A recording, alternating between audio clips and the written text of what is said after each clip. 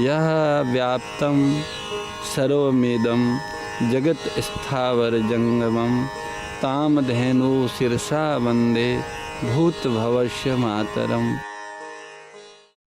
अपनी जिम्मेवारियों को पूरी तरह से निभाना चाहिए। कर्तव्य पालन किए बिना भैया किसी को योग की प्राप्ति नहीं हुई, और योग के बिना कभी बोध होता नहीं, और बोध के बिना प्रेम नहीं होता।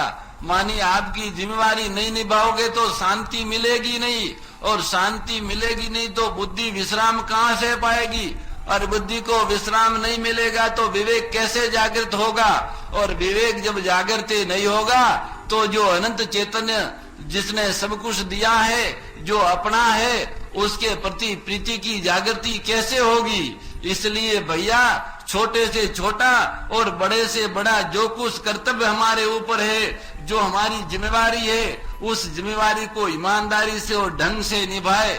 जब ये गौशाला की बात है, संस्था की बात है, रात्रिकालीन सत्संग अधिकतर यहाँ गौशाला परिवार के सदस्यों के लिए होता है, इस कारण हम यहाँ की अधिक बातें करते हैं इस व्यवस्था की, और उसी संबंधित ये प्रश्न है।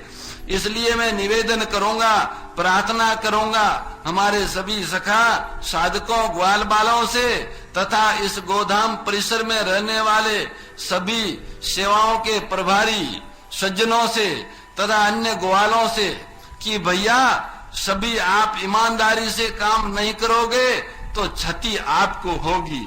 आप कर्तव्य का पालन नहीं करते हो, हम आपको मित्रता के नाते बता रहे हैं, हमें बताने की जरूरत नहीं। हम आपके अगर शत्रु हो तो हम आपको बताए नहीं, हम आपके मित्र इसलिए बता रहे हैं कि अगर आप ऐसे पवित्र कार्य की उपेक्षा से, अवहेलना से, किसी तरह से ऐसे कार्य में त्रुटि रखते हो तो आपको भयंकर दंड भोगना पड़ेगा, और उस दंड से कोई नहीं बचा सकता त्रिलोकी में, क्योंकि ये गोमाता का कार्य है और इसके बीच में कोई देव ऋषि नहीं आएगा, गो स्वयं उसका न्याय करेगी। इसलिए भैया ऐसा मत समझो कि गो बोलती नहीं है। बार बार कहते हैं कि गो साक्षात भगवान नारायण स्वरूपा है। गो का अपराध, गो सेवा में किया गया अपराध भगवान नारायण का अपराध है। गायों के अब आप सेवा की विधि की जो बात करते हो तो विधि तो भैया प्रत्येक छोटे छोटे कार्य की अलग अलग होती है। जैसे गाय को चारा खिलाना है तो चारा कैसा होना चाहिए, उसमें मिट्टी नहीं है क्या, कंकर नहीं है क्या, डंखल नहीं है क्या, कांटे नहीं है क्या, तो कांटे डंखल मिट्टी पत्थर हटा के और किस जगह पर हम डाल रहे हैं चारा, कौन से स्थान पे, जिस नाद में चारा डाल रहे हैं वो चारा की नाद साफ है क्या, और कितनी मात्रा में चारा डाल रहे हैं और कितनी बार डाल रहे हैं, गाय को एक बार में कितना चारा चाहिए, ये एक चारा की अनेक तरह से सोच के विधि बनती है। गाय को एक साथ चारा डाल दोगे मिट्टी कंकर साथ होगा, अथवा चारा के ऊपर चारा डाल दोगे तो ये इस सेवा में बहुत बड़ा अपराध हो जाएगा। ऐसे जल पिलाना, जल कैसा होना चाहिए, कितनी मात्रा में होना चाहिए, जल रखने का स्थान कैसा होना चाहिए, जल की थैली को कितने दिनों में साफ करनी चाहिए, उस जल में क्या डालना चाहिए, कितने दिनों में डालना चाहिए, फिटकरी आदि, इस तरह चोना और फिटकरी डालते हैं। इसी तरह गाय जहाँ रहती है वो सदन, वह परिसर कैसा होना चाहिए, उसकी सफाई कितनी बार करनी चाहिए, उसके आसपास में कैसा वातावरण रखना चाहिए। ऐसे प्रत्येक गौ सेवा की छोटी से छोटी जो प्रवृत्ति है उसकी सबकी अलग अलग विधि है। वो अगर खुद करने की ललक हो तो सारी विधि आ जाती है, और अंदर से भाव न हो तो तुम्हें भाषण दे दे के लेख लिख के बड़े बड़े पोथे बना दो, कोई अर्थ नहीं रहता। इसलिए भाव होना चाहिए गौ सेवा का। इस कारण हम रोज भावनात्मक रूप से चर्चा करते हैं कि गौ भगवत स्वरूपा है, और भावात्मक रूप से सुधार होगा तभी भैया विचार और क्रिया सुधरेगी। इसलिए भावों को पवित्र बनाओ और पवित्र भाव से सेवा करो। गाय की प्रत्येक सेवा की बारीकी से देखभाल करो। औषधियों बनाने वाले लोग औषधियों को ढंग से देखो, उसको शुद्ध रखो, उसमें भगवान का नाम लेते हुए तैयार करो, और ये ध्यान रखो कि जो औषधियां तुम बना रहे हो उसकी औषधि जो लेने वाले लोग हैं वो स्वस्थ होके गो के प्रति सदान्वत बने। उसमें कोई त्रुटि रही तो गोमाता के प्रति उनकी अश्रद्धा हो जाएगी, उनका रोग नहीं मिटा तो अश्रद्धा हो जाएगी। इसलिए भगवान से प्रार्थना करते हुए औषध निर्माण करो कि हे प्रभु, लेने वाले मरीज का निश्चित रूप से रोग मिटे। तो मिटेगा। जगह को पवित्र रखो, मिट्टी आदि धुआं और रेती के कण उस औषधि में न मिलने दो।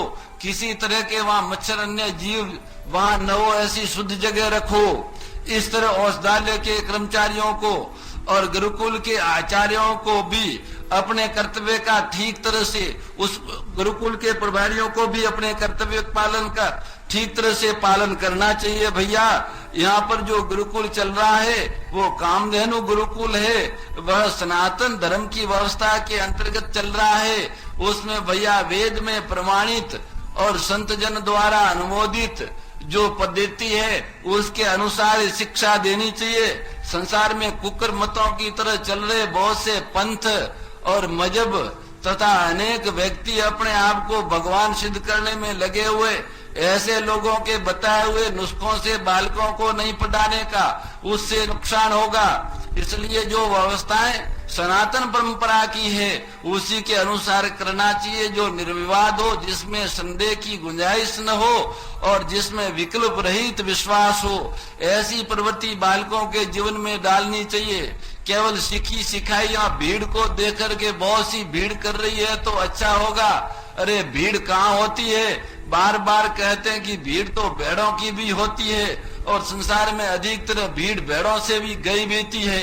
भेड़ों का तो वजन बहुत कम है, उनका वजन पाप रूपी बहुत बढ़ा हुआ है दंभाचरण का। इसलिए भैया, गुरुकुल के प्रभारी जो बंधु है उनको बालकों के पूरे दिनचर्या का, टाइम का समयबद्ध ध्यान रखना चाहिए। एक आचार्य को उनके साथ रखना चाहिए तथा उनको पढ़ाने के लिए गीता प्रेस से प्रकाशित पुस्तकें जो हैं उन्हें ही पढ़ाना चाहिए। अलग अलग प्रेसों में छपी हुई और अपनी कलम और अपनी प्रेस से छपाई हुई पुस्तकों को, अपनी कलम से लिखी अपनी प्रेस से छपाई हुई पुस्तकों को अधिक पढ़ाने में समय व्यर्थ नहीं घुमाना चाहिए। कुछ चुने हुए महापुरुषों का जीवन जरूर पढ़ा सकते हो। बालक अंक में सब कुछ है, उनको हंसाना हो, खेलाना हो, कुदाना हो तो इतने अनेक खेल है। ऐसे खेल है जिसमें खूब हंसी आएगी, खूब गुदगुदाओगे, और ऐसे अनेक खेल है जिसमें पूरा व्यायाम होगा। पर बेढंगा कोई प्रयोग बालकों पर नहीं करना चाहिए जो विश्वसनीय न हो, केवल किसी कारणवश अकस्मात किसी व्यक्ति विशेष से पैदा हुआ हो, ऐसा प्रयोग का भूल कर भी बालकों पर वो प्रयोग नहीं करना चाहिए भैया। इसलिए मैंने कहा कि पढ़ाना है धार्मिक ग्रंथों गीता और रामायण पढ़ाओ। और भी कुछ बातें समझनी है तो गीता प्रेस से प्रकाशित आज तक 70-72 अंक है, विशेषा अंक है। उस एक एक अंक में सब कुछ संपूर्णता से एक एक विषय आया हुआ है, उनको पढ़ाओ। खेलाना है तो खेलाने की बहुत व्यवस्था है। संयम, नियम, आसन, प्राणायाम आदि की सारी व्यवस्थाएं गीता प्रेस के साहित्य में शास्त्र प्रमाण से प्रमाणित और अनुभव सिद्ध सभी बातें हैं। वहाँ कोई व्यक्तिवाद, पंथवाद, संप्रदायवाद, मजहबवाद नहीं है। वह निरपेक्ष सत्य जिस प्रेस से प्रकाशित हुआ है, हमें भी हमारा ये गौ सेवा का कार्य निरपेक्ष होने के कारण ऐसे निरपेक्ष साहित्य को ही हमारा मार्गदर्शक और स्वाध्याय रूपी आहार बनाना चाहिए। हर इधर उधर की कोई पुस्तकों पढ़ के समय खराब नहीं करना चाहिए। इसी तरह आश्रम में रहने वाले व्यक्ति साधकों को भी अपने समय का ठीक तरह से सदुपयोग करना चाहिए। यहाँ भैया, यहाँ रहने वाले किसी साधक को लोग बहुत गहराई से देखते हैं, लोग उसको गरिमा से देखते हैं, लोग उसमें कुछ विशेषता देखना चाहते हैं। अगर हमारे जीवन में कोई कमियां हुई, कोई भूलें हुई तो बहुत बड़ा अपराध और नुकसान होगा। केवल साधक ही नहीं, यहाँ के प्रत्येक गौ सेवक को, ग्वाले को और मजदूर को भी लोग बाहर से देखेंगे कि ये गौ सेवा करते हैं, सत्संग करते हैं, तो इनमें कितना बदलाव हुआ, कितना परिवर्तन हुआ। तुम्हारे में कोई अच्छा परिवर्तन या अच्छा बदलाव नहीं देखा तो लोग यही सोचेंगे कि ये झूठे हैं, कोई सत्संग या सेवा नहीं करते, सब वहां जाके लौट और खा रहे हैं और अथवा गौसेवा से कोई लाभ नहीं होता, गायों को यूं ही मरने देना चाहिए। ये देखो इतने समय से गौसेवा करते हैं फिर भी इनके जीवन में कुछ भी बदलाव नहीं आया। इस तरह लोग तुम्हें देख के कहीं नास्तिक और गौसेवा से विमुख न हो जाए, इस कारण तुम्हें बहुत सावधान रहना है, पूरा व्यवस्थित ढंग से रहना है। तुम कितने लोगों के आदर्श हो ये तुम्हें पता नहीं है, अनजान में ही तुम यहाँ एक ऐसे स्थान पे हो जो बहुत से लोगों के आदर्श बनते हो, पर भैया तुम्हें पता ही नहीं है। तुम्हें होश होना चाहिए कि तुम जहाँ कहीं रहते हो तुम्हें लोग देखते हैं कि क्या इन लोगों में कोई बदलाव आया है, अच्छा बदलाव। अगर तुम्हारी आदत बिगड़ी हुई देखी और तुम्हारे में कोई अच्छा बदलाव नहीं देखा तो लोग गौ सेवा से विमुख हो जाएंगे और भगवान के प्रति उनकी अनास्था पैदा होगी। क्योंकि इतना बड़ा यज्ञ कार्य और ऐसे दिव्य संतों की वाणी यहाँ अपन बार बार उसकी चर्चा करते हैं, सत्संग करते हैं और ऐसी अच्छी अच्छी बातें करते हैं जो बेचारों को भटक भटक के पृथ्वी पर कितना रुपया और समय खर्च करने पर भी नहीं मिलती है।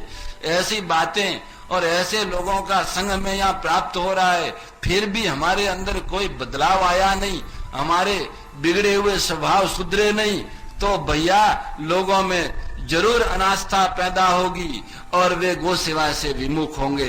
इस कारण तुम्हें और भी अधिक अपराध लगेगा, इसलिए खूब सावधान रहो। जब तक यहाँ रहो जो कुछ कार्य करो ईमानदारी से करो, जब तक रहो श्रद्धा से रहो, प्रेम से रहो, बेमने ढंग से मत रहो। यहाँ के नियमों को, यहाँ की व्यवस्थाओं को बिगाड़ो मत, यहाँ की सामग्री का दुरुपयोग मत करो, गौ माता की उपेक्षा मत करो, किसी की अवहेलना मत करो, पवित्र भाव से रहो, समय का पूरा सदुपयोग करो और न रह सको तो भैया अपनी डोडी पकड़ो, पर यहाँ के वातावरण को बिगाड़ो मत। अपने जीवन को भी नुकसान पहुंचा रहे हो और दूसरों के जीवन को भी नुकसान पहुंचा रहे हो। जो लोग अपने कर्तव्य का ठीक ढंग से पालन नहीं कर रहे हैं, किसी बीमार बस रोग बस या अकस्मात कोई घटना को छोड़ के लापरवाही पूर्वक अगर वह अपनी कर्तव्य की उपेक्षा करता है तो वो अपराधी है। बार बार कहने पर भी और सत्संग में ऐसी बातें सुनने पर भी जीवन में उतारता नहीं है तो बहुत बड़ा दम्भी है। हम लोगों के साथ रह के हम लोगों के साथ में बहुत बड़ा विश्वासघात कर रहा है, गौ माता के और भगवान के साथ, और खुद अपने साथ भी वो बहुत बड़ा विश्वासघात कर रहा है। इसलिए भैया ऐसे लोगों को जल्दी से जल्दी या तो दूर भग जाना चाहिए या फिर जागृत होके अपने जीवन को बदलना चाहिए और असत्य के विवेचन और विवेक में लगाओ, उसके निर्णय में लगाओ, दोषों से असंग होने के लिए लगाओ। इस तरह तुम भैया क्रिया भाव और विचारों से भगवान की अर्चना करते हुए सतचिद आनंद को प्राप्त हो जाओगे अथवा योग बोध और प्रेम को पालोगे। और ये जितना अभी किया साधन ये वर्तमान की चीज है, ये सबके लिए सुलभ है। ऐसी सुलभ चीज प्राप्त हुई है और उसको उसके और नहीं बढ़ रहे हो तो बहुत बड़े दुख की बात है। साथ ही भैया जो लोग इतना कहने पर भी नहीं मानते हैं वो जड़ लोग हैं। ऐसे जड़ लोगों के लिए यहाँ के सेवा प्रभारियों को और विशेष समझदार जो गौ सेवक है समर्पित पूर्णकालीन, उनको कुछ अनुशासन लागू करना चाहिए और खुद कई बार जाके अलग अलग विभागों को देखना चाहिए। देखने से पता लगता है कितना नुकसान हो रहा है। और अगर केवल ऑफिसों में या कहीं और बैठे रहते हैं तो भैया हम भी अपराधी बनते हैं। इसलिए सभी को अपराध न लगे, गौ सेवा ढंग से हो, गाय का चारा बिगड़े नहीं, गाय को पानी खराब न मिले, गाय की उपेक्षा न हो, गाय जहाँ बैठती हो वहाँ पे गंदगी न हो। इस तरह गौ सेवा के प्रति पूरा ध्यान रखा जाए और शेष जो अपने अपने कर्तव्य, और भी लोग यहाँ बैठे होंगे तो उनके भी जो अपने अपने कर्तव्य है उनको वे बड़ी ईमानदारी से निभाएं, उसके बड़ी ईमानदारी से पालन करें और अपने सारे समय का सदुपयोग करें, सामर्थ्य को, अपने बल को निर्बलों की असमर्थों की सेवा में लगाए तो भैया उनको उस चीज की प्राप्ति होगी जिसकी मांग मानव मात्र को है। उस मांग का विवेचन और मांग की परिभाषाओं करने के लिए बहुत समय हो सकता है। आज हम इस बात को यहाँ गौ माता के चरणों में अर्पित करते हुए भगवत प्रार्थना के साथ आज के सत्संग को समापन करेंगे। हे मेरे नाथ, आप अपनी सुधामयी सर्व समर्थ पतित पावनी अहेतु की कृपा से दुखी प्राणियों के हृदय में त्याग का बल एवं सुखी प्राणियों के हृदय में सेवा का बल प्रदान करें, जिससे वे सुख दुख के बंधन से मुक्त हो आपके पवित्र प्रेम का आस्वादन कर कृतकृत्य हो जाएं। जय गो माता जय गोपाला, जय गो माता जय गोपाला, भक्त वत्सल प्रभु दीन दयाला, भक्त वत्सल प्रभु दीन दयाला। जय गो माता जय गोपाला, जय गो माता जय गोपाला, भक्त वत्सल प्रभु दीन दयाला, भक्त वत्सल प्रभु दीन दयाला। जय गो माता जय गोपाला, जगदीश्वर भगवान की जय। भैया प्रातकालीन सत्संग में वो जो सेवा प्रभारी है उनको विशेष रूप से आने का है, और संभव है तो रोज आधा घंटा आना चाहिए, इसलिए उनका अंतकरण शुद्ध रहे और वो दिन भर प्रेम से गो सेवा करे। पर कल तो सभी लोग यहाँ बैठेंगे, क्योंकि आज बड़ा ठेस हुआ है, दुख हुआ है, मन में विक्षोभ हो रहा है कि ऐसा क्यों है। इसलिए तुम लोग जरूर आए। कल जितने भी अलग अलग प्रकल्पों के प्रभारी है, गो सेवा विभागों के सभी के प्रभारी तथा अन्य जितने प्रकल्प है इस धाम के, उस प्रकल्प के प्रभारी जो यहाँ उपलब्ध हो, जो यहाँ हो, वह सबके सब प्रातःकाल अवश्य आए, ये मेरी प्रार्थना है। कल फिर उसके बारे में थोड़ी चर्चा, और आप अपना भी कोई सुझाव या सोच हो अथवा किसी कारण से और भी ऐसा हो रहा हो जैसे इस बंधु ने लिख के दिया, तो ऐसा आप भेज सकते हैं। पर उसमें भैया कोई राग द्वेष पक्षपात या अपनी होशियारी बताने के लिए कोई प्रश्न मत लिखना। केवल गाय का हित और सबका कल्याण हो ऐसा ही प्रश्न लिखना।